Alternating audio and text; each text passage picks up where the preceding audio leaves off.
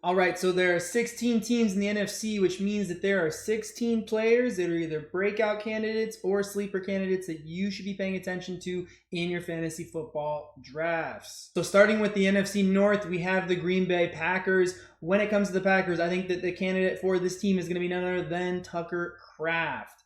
He is going as the tight end 10. He finished as the tight end 10. With all the weapons on this team, he is realistically going to be a big body target for Jordan Love, especially in the red zone. He's going into year 3. I think we're going to see a breakout season from him, and I think a lot of it's going to come from touchdowns. I think people are going to regret not taking Tucker Kraft as their tight end in fantasy football. Moving from there over to the Vikings, it's Jordan Mason. I've talked about him in a bajillion videos.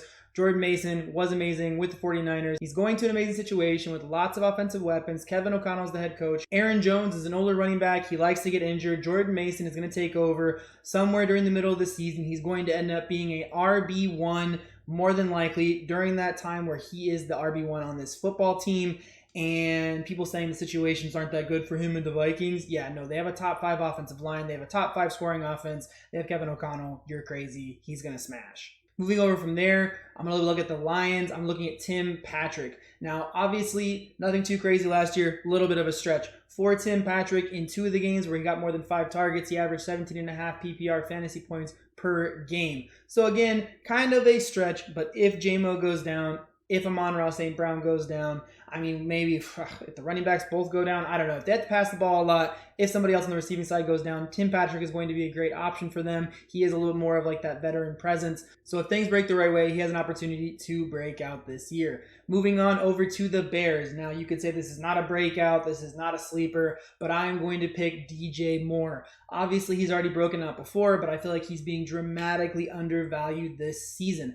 I anticipate seeing some type of return to form closer to what we saw in 2023, where he was the wide receiver 6. This year, he's going as the wide receiver 21. Ben Johnson came over. This offense is loaded. Yes, lots of target competition, but DJ Moore is going to be the best wide receiver on this team. He's going to be the recipient of the most targets. DJ Moore to the moon. Again, maybe not wide receiver 6, but he's definitely going to finish higher than wide receiver 21. So from there, we're going over to the NFC East, and we're looking at the Dallas Cowboys. For me, it's going to be Jake Ferguson. I can't really say that he hasn't broken out, but I don't think he really truly has broken out. He finished his tight end 9 last year. He's going as tight end 13, so you're not even necessarily drafting him in your regular 12-man leagues. He's going into year 3. He's going to have a healthy CeeDee Lamb, a healthy George Pickens, a healthy Dak Prescott, and no running game to speak of, so it's going to be pass this ball. I think him as a third target earner on this team is going to set him up to easily outpace his tight end 13 draft position. Again, somebody who I think has a chance to break out and realistically be a top 6 or top 7 tight end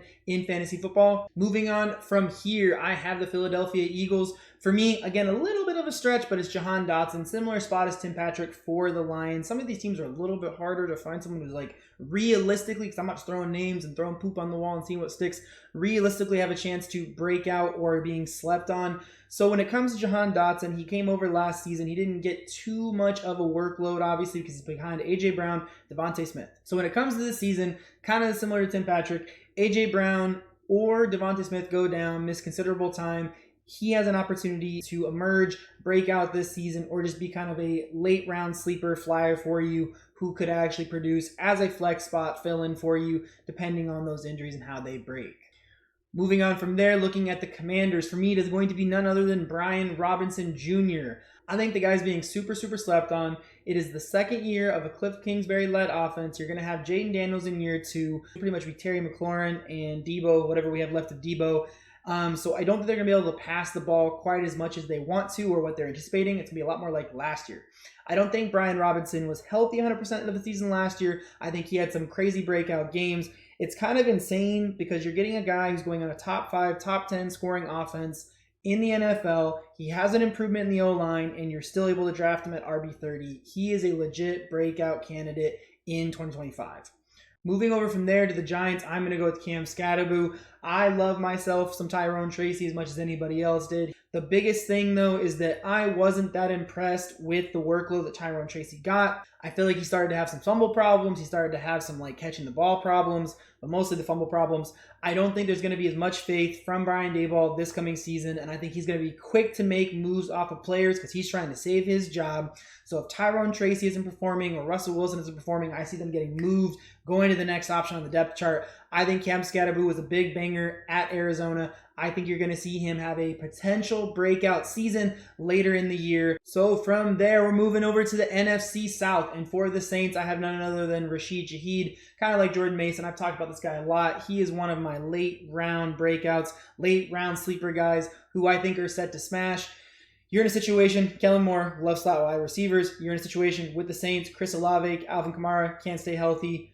Guess what? Rashid Shaheed, slot wide receiver, which goes with Kellen Moore. He is a wide receiver, which goes against Chris Olave, and there's not a lot of other target earners on this team. Rashid Shaheed pretty much outpaced Chris Olave in a lot of deep metrics last season. I think he is set up to absolutely smash, break out, and be a guy who you're taking as wide receiver 50, who has potential to finish as a wide receiver 2, going from there, still in the NFC South, looking at the Falcons. For me, it is going to be none other than Michael Penix Jr. I think that, again, if you look at his tape, from Washington, he was standout. He was great. Injury concerns withstanding, sure. But what I can say, he is going into year 2. He had some flashes in those games last year. He went toe-to-toe with Jaden Daniels in one of the last games of the season. This offensive unit is absolutely loaded. You have target earners all over the place. You have Drake London. You have Darnell Mooney. You have Kyle Pitts, who's kind of meh, but he's still there. You have Bijan Robinson and Tyler Algier to back him up. This team is offensively loaded. They are set up to explode in 2025. Michael Penix is going to be able to have good distribution of targets. He's going to have lots of time to throw the football, and Bijan Robinson is going to take some pressure off of the pass rush as well. I think Michael Penix is going to be someone who's going way later in your drafts, who you're not going to probably need the draft, but pay attention week 1, week 2. If he's starting to look pretty good, pick him up off the waiver wire before your league mates can. So next for me is going to be the Panthers. It's kind of a split. Ted McMillan is probably an easy pick. I know a lot of people are pretty high on him. He's going decently, I guess, middle of the road in our drafts. My other one, if you don't want to go with Tet or you don't accept that as a breakout or a sleeper pick, it is going to be Adam Thielen. Adam Thielen at the end of the season last year when he came back from injury was popping off. If there's a reality where the Panthers defense is still not that great, and I anticipate it not being worse but not being that great, that means they're going to have to score a lot of points. Tet McMillan is going to be set up to smash, and Adam Thielen is going to set up to smash right behind him, provided he stays healthy as the wide receiver 2 on this football team. Moving on from there, we're looking at the Tampa Bay Bucks. For me, it is going to be none other than Jalen McMillan. I know there's way too many weapons on this team. I know there's too much target competition on this team. I know Baker Mayfield only has one football to throw, but Jalen McMillan is somebody you're getting as a late round flyer. He's going after Emeka Egbuka for the love of God. What that means to me, you're getting somebody who's going to be on a top 5, top 10 scoring offense who you're basically taking with your last pick in a redraft format. The great thing about that, too, is at the end of the season last year, him and Baker Mayfield looked like they were on the same page. They were playing off each other, and I think his production was fantastic. If Emeka Egbuka doesn't turn out to be the guy everybody thinks he's going to be, then Jalen McMillan has a chance to be a smash late round last pick for you in fantasy football. So moving over to the NFC West, I am going to start with the Rams. Unfortunately, Devontae Adams was added to this team. Great for the team, not so great for this player, but it is none other than Jordan Whittington at the wide receiver position. He's going into year 2. We didn't get much tape out of him in year 1, but what I can say in year 1, once Cooper Kupp went down, he had one game where he had flashed. He had one game. The problem was he got injured. I think it was either that game or the next game, so we never got to see really any more of him last year. If, again, Devontae Adams hadn't come over, I think it would have been Puka, Jordan Whittington right there as a wide receiver 2 on this team. If you can get a guy who has the potential to be a wide receiver 2 on a top 10 scoring offense, it's a smash pick. You don't have to draft him. Again, if you see an injury to one of the Rams wide receivers in redraft, Jordan Whittington, set to smash. Moving on from there, the 49ers, it's Isaac Guerrero. He kind of flashed last season. He is backing up CMC at the running back position.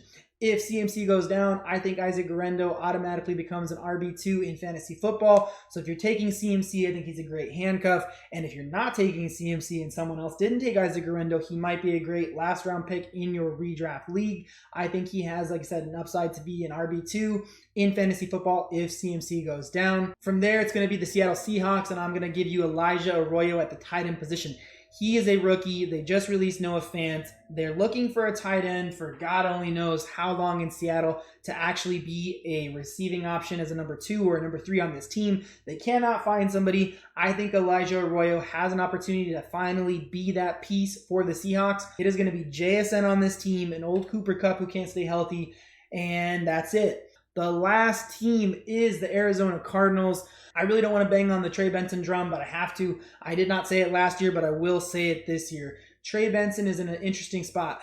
Because last year, James Conner had his one-off fluke season where he only missed 1 game, which pretty much has never happened for him in his career. I don't know if we're going to see a healthy James Conner be able to play the whole season again next year. He's going to be playing behind a top 10 offensive line in the NFL this coming season. He had flashes last year. If James Conner goes down, Trey Benson is an RB2 all day, every day, and could be flexing as a higher end RB2 for you in 2025. Alrighty, so there are my 16 players on my 16 teams in the NFC who I think have the opportunity to be breakout players for you, or just late round deep sleepers in fantasy football who again are set to have a good season this coming season, maybe breakout, however you want me to phrase it. If you are looking for other late round picks that I think have a potential to win your fantasy football championship in 2025, I'll have the videos around here somewhere for you. Hopefully this video helps you get a little bit closer to winning your fantasy football championship in 2025. And hopefully I'll see you guys again. No, hopefully you guys will see me again real soon. Until then, y'all have a blessed day. Bye.